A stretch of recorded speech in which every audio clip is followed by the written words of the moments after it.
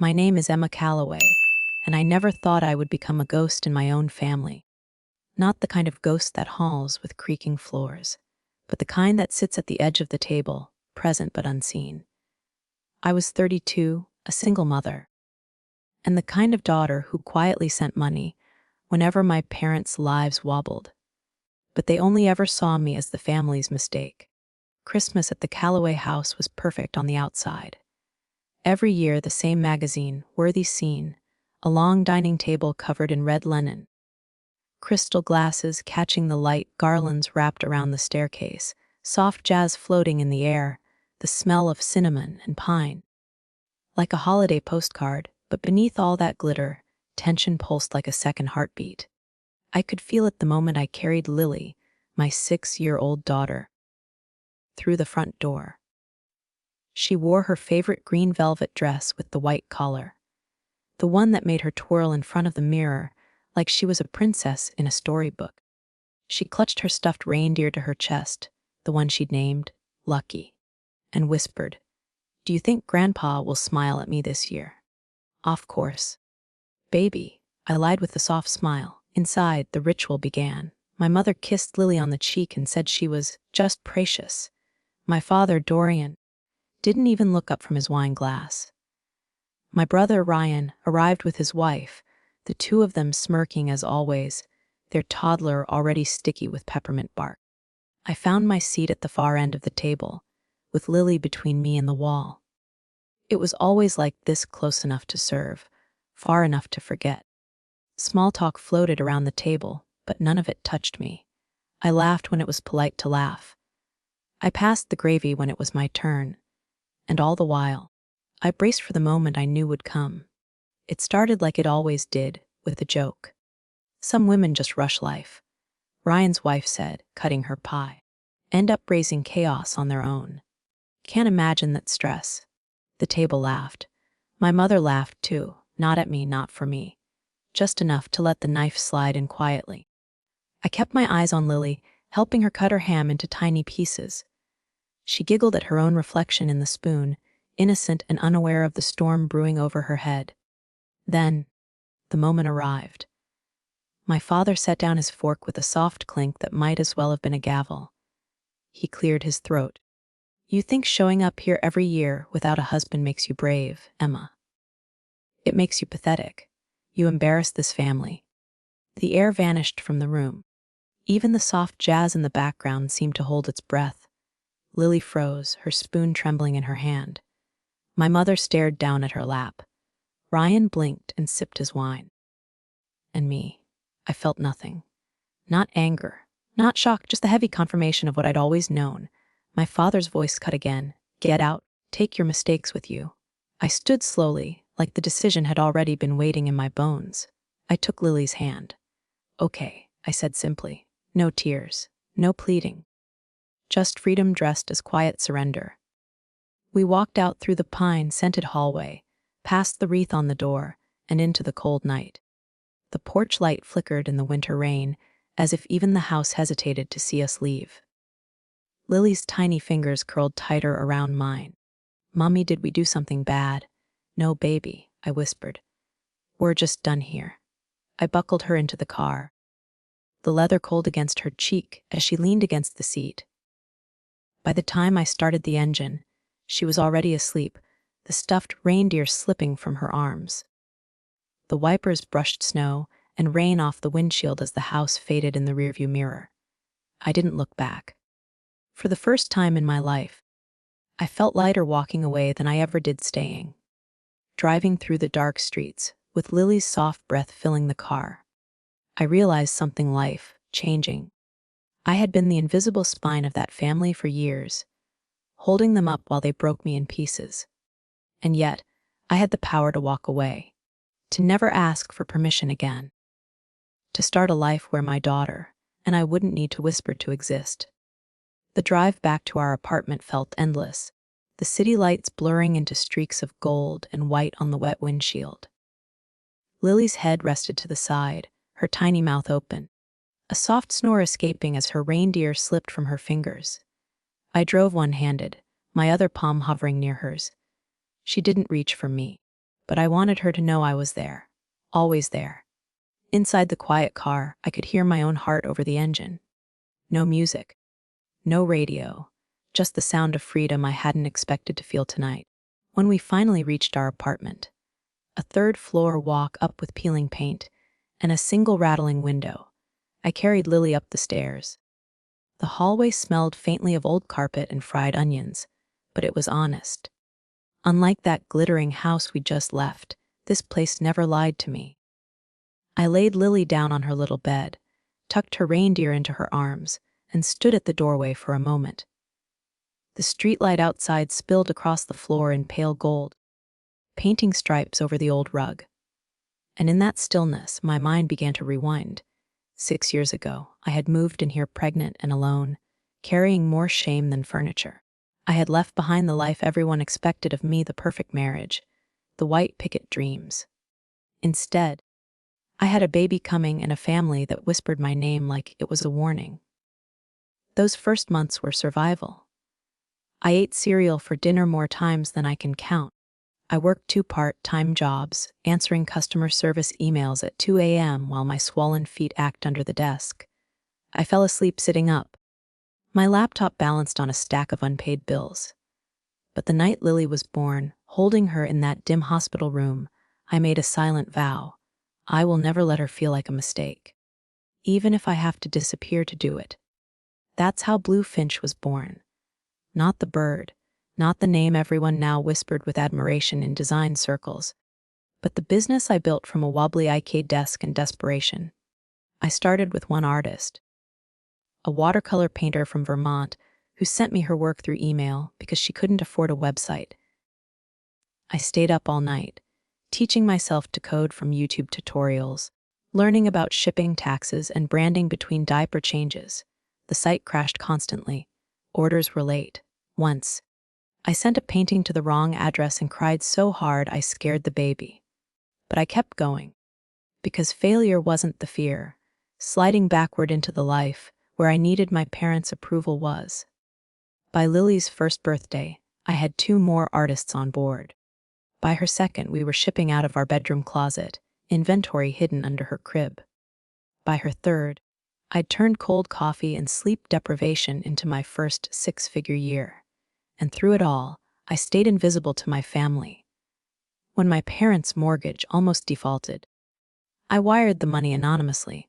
When Ryan got into law school, I covered the tuition under a fake donor fund.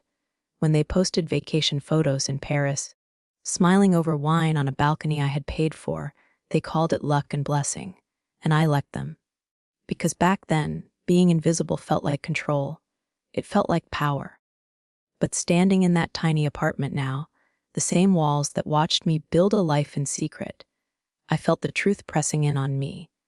I wasn't invisible because I was powerful. I was invisible because I had let them erase me. And for the first time, I wanted more than quiet victories. I wanted to exist, fully, without apology. As I sat alone in that kitchen, with Lily breathing softly down the hall, I realized that my silence had been the currency of their comfort. And maybe tonight, walking out of that house, I had just made the first deposit into my own life. I wasn't ready to fight them yet, but I was finally ready to stop disappearing. The apartment was silent except for the soft hum of the fridge and the distant city noise leaking through the thin windows. I sat at the small kitchen table, staring at the chipped laminate surface, my laptop still in its worn case. For years, this table had been my command center, where I nursed Lily at 3 a.m. while coding a website, where I ate instant noodles over invoices, where I whispered prayers that one day I wouldn't feel so small. Tonight, that table became something else, a witness to the moment I finally decided to stop disappearing. I unzipped the laptop bag slowly, like I was opening a vault I wasn't sure I had the courage to touch.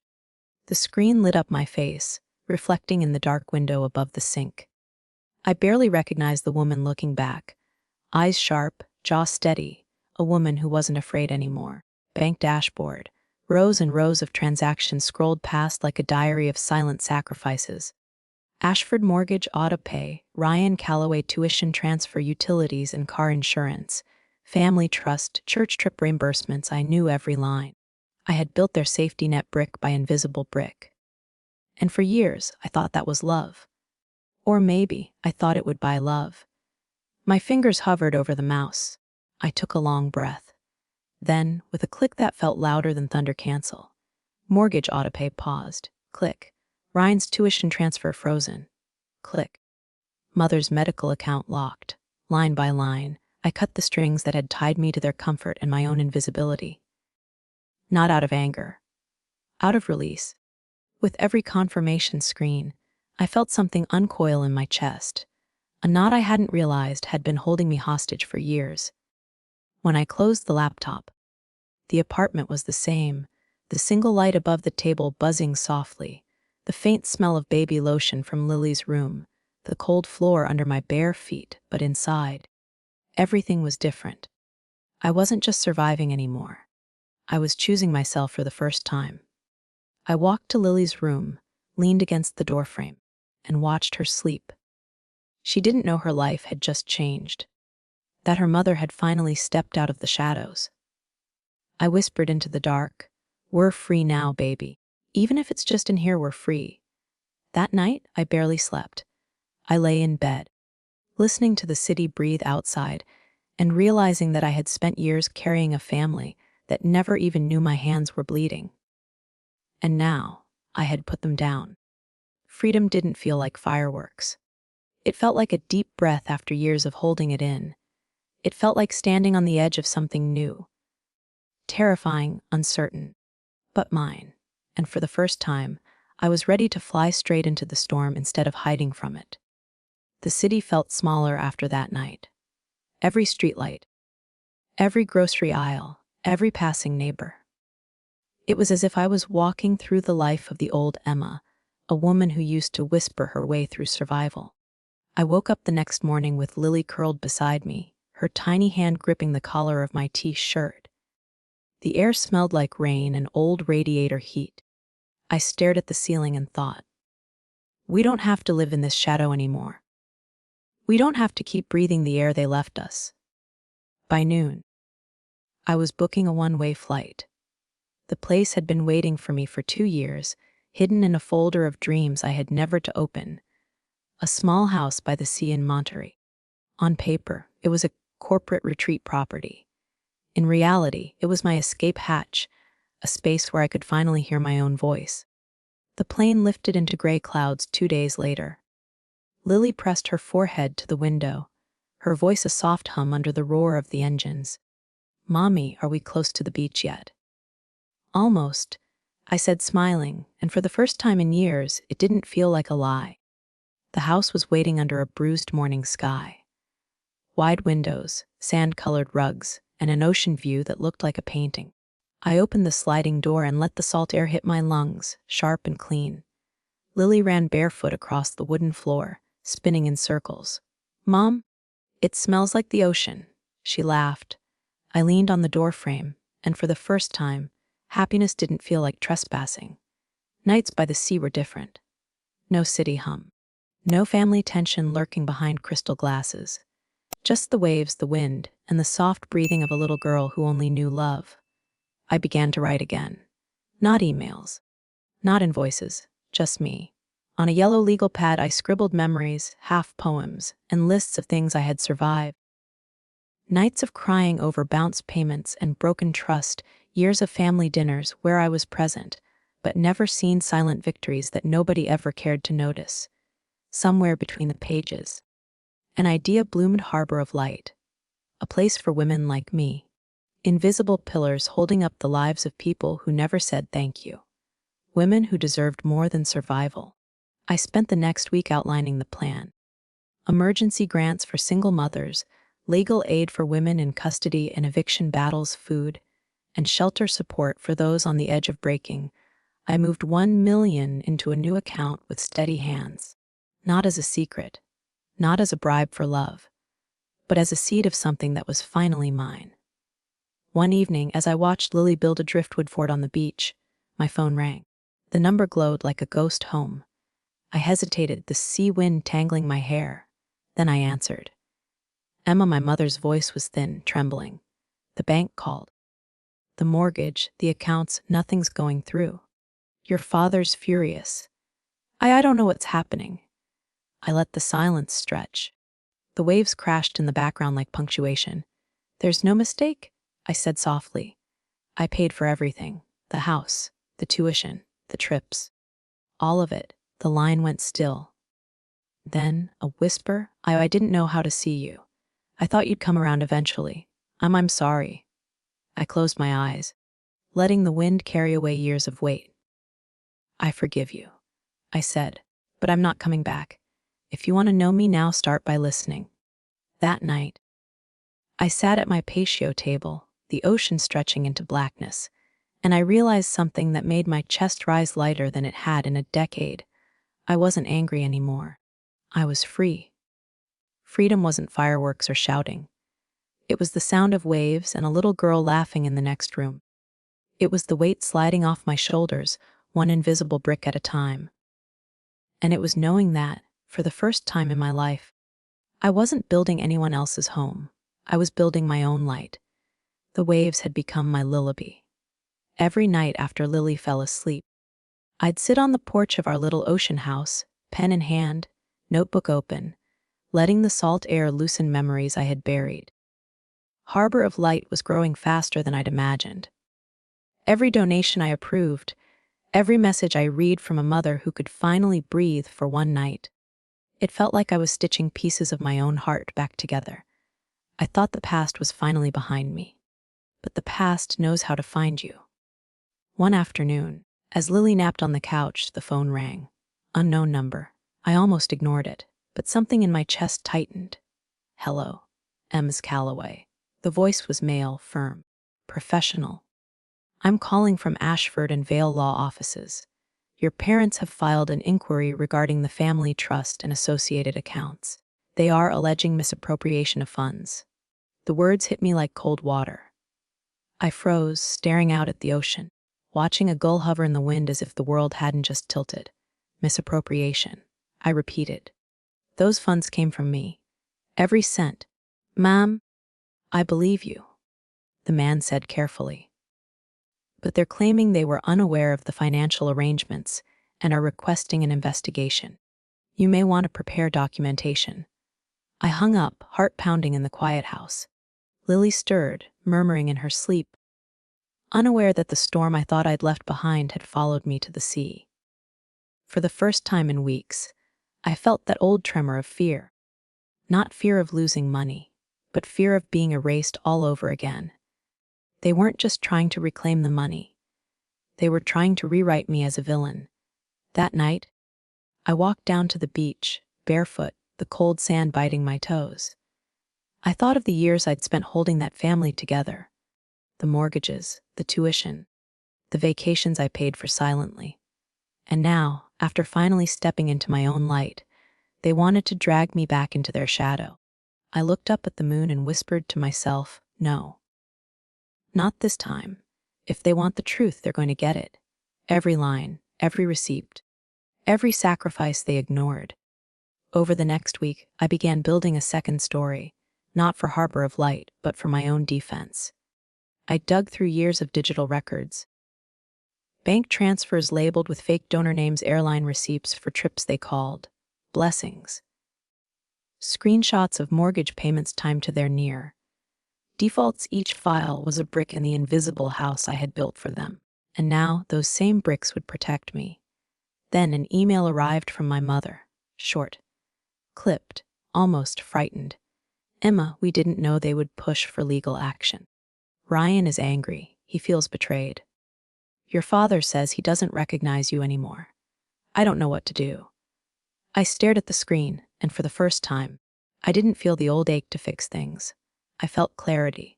You never recognized me to begin with, I typed back. But now, the world will. I used to believe freedom was just walking away. But sometimes, freedom is standing in the storm you used to run from. Eyes open, voice steady. Ready to make the world see you, even if it shakes the ground under your feet. This wasn't the end of my story. It was the beginning of the fight for my own name. I thought moving to the ocean meant I had left the storm behind. But storms have a way of following you. It started with a letter. A thick envelope slid under the front door of my small ocean house. The return address printed in sharp black ink, Ashford and Vale Family Legal Counsel. My stomach tightened as I tore it open. The words, Notice of Trust Inquiry, stared back at me, cold and formal. They weren't just investigating me. My own family had accused me of misappropriating the very funds I had used to save them. I sat at the kitchen table, the ocean wind rattling the sliding door behind me. Lily was in the living room, her small voice drifting as she hummed to her stuffed reindeer, oblivious to the weight falling over our world. I read the letter again, line by line. The family asserts they were unaware of the extent of financial transfers. They are seeking clarification of ownership and control. Potential civil review may follow. I felt heat and cold all at once. They weren't just coming for money. They were coming for my name. For years, they erased me with silence. Now they wanted to rewrite me as a thief. That night, I couldn't sleep. I lay in bed, staring at the ceiling, listening to the ocean pound the rocks outside as if echoing my heartbeat. Lily stirred beside me.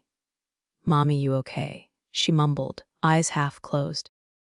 "I'm okay, baby," I whispered, even though my chest felt like it was carrying the whole sea. The next morning, I opened my old laptop, the same one I used to build Bluefinch from scratch, and started digging through my digital life. Every transfer, every anonymous donation, every receipt I had kept out of pride or habit. Mortgage payments saved their house.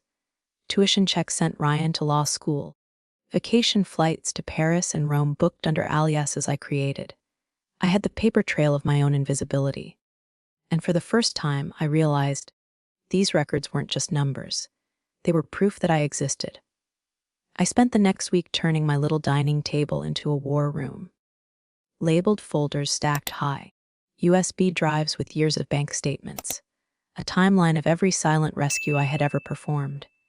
Each night, Lily would peek over the table, her eyes wide. "Mommy, is someone mad at you?" I took her hand. "They're just confused. But Mommy is going to tell the truth this time." On the seventh day, I walked into the office of my own lawyer, a woman named Cassandra Torres. Sharp eyes, steel voice, the kind of person who could slice through a lie without raising her tone. She flipped through the folders I brought, her brows slowly lifting higher with each page. "Emma," she said finally, "you didn't just save this family, you carried them. And now they're trying to bury you with the very foundation you built." I swallowed hard. I'm done hiding.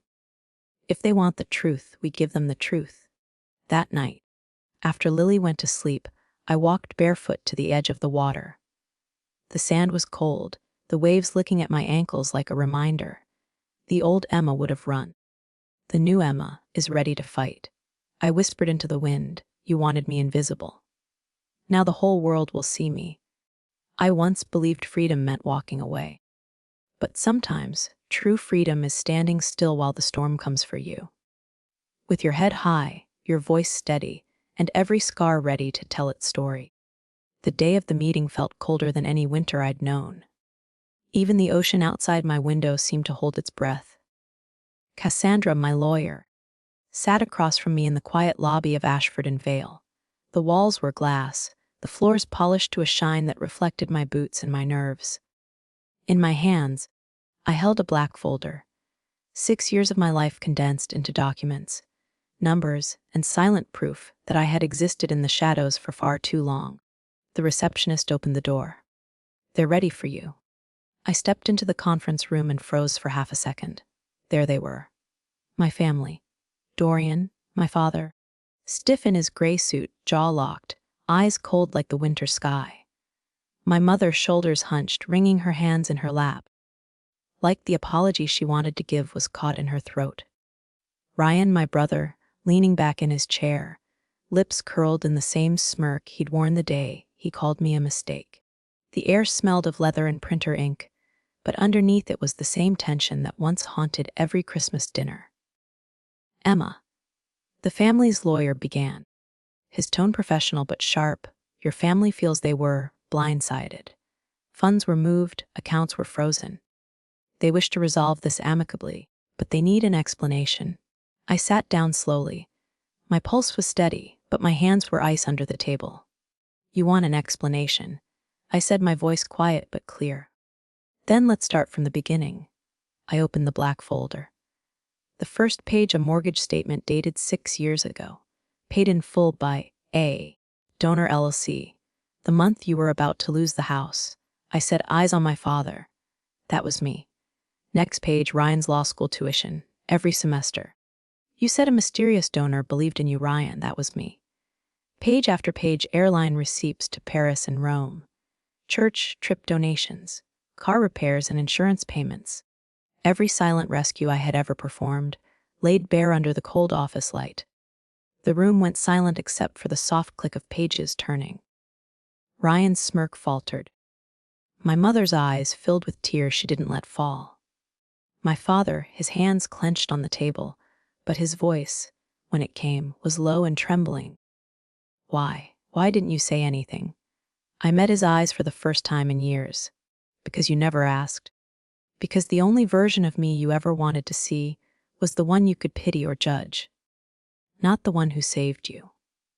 The family's lawyer cleared his throat. Legally, Ms. Calloway has every right to manage the trust. There is no misappropriation here. I felt the words sink into the room like a gavel. For the first time, I wasn't the girl in the corner of the table. I was the woman at the head of it. I closed the folder, stood up, and said the words I'd been carrying for years. I'm not here to be part of this family on your terms anymore. I came to make sure my name is clean. And now I'm done. As I walked out of that cold glass building, the winter air hit my face like freedom. I didn't cry. I didn't shake. I just breathed. I used to think I had to beg for a seat at their table to be real. But today, I walked out knowing that my truth didn't need their permission. For the first time, I felt like the world was finally seeing the woman I had become, and she didn't owe anyone an apology.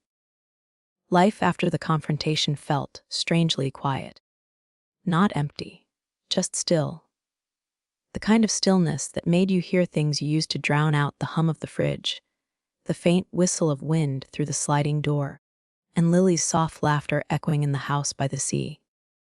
Every morning, I woke to salt air and sunlight spilling across the floorboards. Lily would tumble into my room, hair messy, holding her stuffed reindeer. "Mom, the ocean's awake," she'd announce like it was breaking news. We'd walk barefoot down to the sand, her tiny footprints next to mine, waves curling around our ankles like a soft reminder: you made it here. You made it out. Harbor of light was growing, quietly but steadily. I spent hours at the small kitchen table, reading emails from women I'd never met, each one a mirror of a life I could have lived if I'd given up. I left last night with my baby and a trash bag of clothes. I didn't know where to go. Thank you for seeing me. I slept without fear for the first time in 2 years. Each message felt like a stitch closing an old wound inside me. I wasn't just helping strangers. I was helping the version of myself who once cried on this very floor, holding a newborn and wondering if I'd survive the week. But healing is never a straight line. Some nights, I still woke up sweating from dreams of that Christmas table. I'd hear my father's voice calling me pathetic, see my brother's smirk, feel the old instinct to shrink, to disappear, and then I'd roll over, see Lily sleeping peacefully, and remind myself, you're not that ghost anymore, you're here. You're free. One afternoon, while Lily painted seashells at the patio table, a large envelope arrived in the mail. This time, the return address wasn't a law office. It was the old family house. Inside was a handwritten letter from my mother. Her handwriting wobbled, like the words themselves were afraid to stand up. "Emma, the house is quiet now. Your father doesn't speak much, but he watches the porch like he's waiting for you to walk in. Ryan hasn't been around. I think he's ashamed. I wanted to tell you we see you now, even if it's late. Love, Mom." I read the letter 3 times. I didn't cry. But I felt something settle in my chest, Not forgiveness, not anger, just the soft acceptance that some chapters close without applause. That night, Lily climbed onto my lap and handed me a seashell she'd painted yellow. "This one's for you, Mommy. Because yellow is for happy." I held the shell in my hand, watching the candlelight dance across its ridges, and thought, maybe happiness isn't loud. Maybe it's just this, a quiet house, a little girl, and a life that finally belongs to me. I used to believe survival meant running fast enough that the pain couldn't catch me. Now I know healing is letting it sit beside you until it softens into memory. The scars are still there, but they no longer feel like chains. They feel like proof that I walked through the fire and came out whole. It had been 3 months since the letter from my mother. 3 months of ocean mornings, quiet nights, and the kind of healing that doesn't announce itself. It just shows up in your shoulders, feeling a little lighter each day. I thought the chapter with my family was over. Then, one evening, as the sky over the sea turned pink and gold, my phone buzzed. Unknown number. I hesitated, then answered. The voice was soft, brittle. "My mother?" "The housey, we're selling it. Your father wants to see you." I think he just needs to say goodbye." I didn't answer right away. The old instinct, to say yes, to fix to comfort, rose in my throat, but I swallowed it down. "Okay," I said finally. One last time. The next week, I drove Lily to a friend's house and then headed toward the street I used to call home. The neighborhood looked the same, but the weight in my chest was different. I wasn't the invisible girl coming to beg for a seat at the table. I was Emma Calloway, whole and unafraid. When I pulled up, the house looked smaller. The glossy red door was chipped. The holiday wreath from last Christmas still hung there, faded by rain and sun. My mother opened the door. Her face was older, softer, like the last few months had carved truth into her features. "Emma," she whispered, voice catching. She reached for me, then stopped. As if asking permission, I nodded, and she hugged me, tentative, trembling. Inside, the air smelled of dust and old wood. Not cinnamon and pine like the nights I used to sit in the corner pretending to belong. The furniture was mostly gone. The long dining table, the stage of my humiliation, was bare, just a pale outline on the carpet where it used to sit. Dorian was on the porch, staring at the yard like a man waiting for a life that had already left. He turned when he heard me. "Emma." Just my name. No sharp edge this time. I stood there, the woman he used to call a mistake, and waited. "I don't know how to do this," he said finally, his voice low, gravelly. "I thought being hard on you would make you stronger. Instead, I didn't see you at all. And now the house is empty, and it feels like we chased away the only person who ever held it up." For a moment, I just looked at him, searching his face for the man who had once thrown me out like garbage. "You didn't see me," I said quietly. "But I saw you. I saw all of you, every weakness, every need, and I carried it on my back. I'm not here to stay, but I needed you to know I survived you." My mother started crying then, soft and tired. Ryan wasn't there. Maybe his shame was heavier than his anger now. I reached out and took my mother's hand one last time, felt the familiar warmth of the woman who had birthed me but never defended me. "I forgive you," I said, "but I can't live in this house anymore, even if the walls begged me to." I stepped outside. The late afternoon light washed the porch in gold, and for the first time, I walked away from that house without a single thread pulling me back. I once thought closure came from fixing what was broken. But real closure is walking away whole, leaving the pieces where they fell, and knowing that your story no longer lives in someone else's shadow. A year later, the ocean house had become our real home. Its walls smelled like salt and sunlight, its windows were painted with the colors of dawn and dusk, and its floorboards had learned the rhythm of Lily's laughter and bare feet. Harbor of Light had grown from a quiet dream into a living, breathing movement. Over 200 women had received emergency aid. Legal clinics had won custody cases and prevented evictions, and every week, my inbox filled with stories that reminded me of my old self.